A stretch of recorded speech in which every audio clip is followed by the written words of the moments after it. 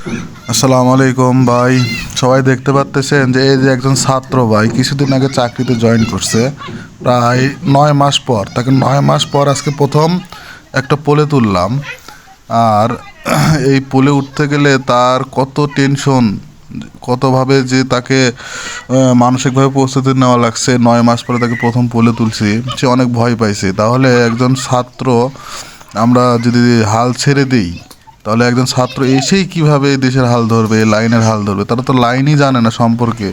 তো 6 মাস, মিনিমাম 6 মাস, একজন যতই এক্সপার্ট লোক হোক সর্বনিম্ন 6 মাস লাগবে তার এই কাজ শিখতে, জানতে। এই দেখুন এই ছোট ভাইটা আজ 9 মাস পর, সেও 9 মাস আগে ছাত্র ছিল, তো 9 মাস পর আজকে সে তাকে পোলে তুলছি। তাও সে ইজিলি কাজ করতে পারতেছে না, অনেক টেনশনে কাজ করতেছে।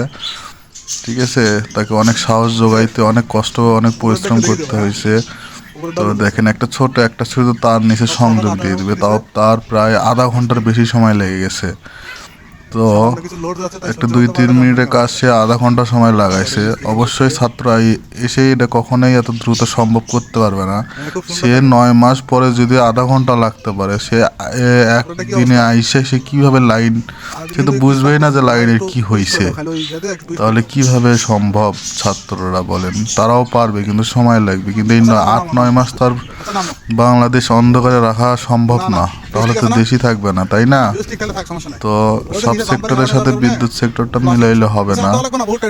তো এটাই হলো আমার বার্তা ছিল।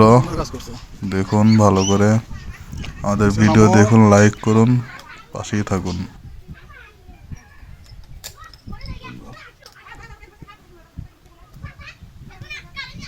আগে বাম্পা পার করো। হ্যাঁ,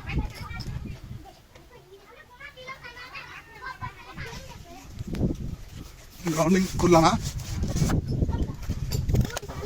এই যে গ্রাউন্ডিং খুলছি, তুমি, হ্যাঁ খুলছি, তুমি খুলে দাও।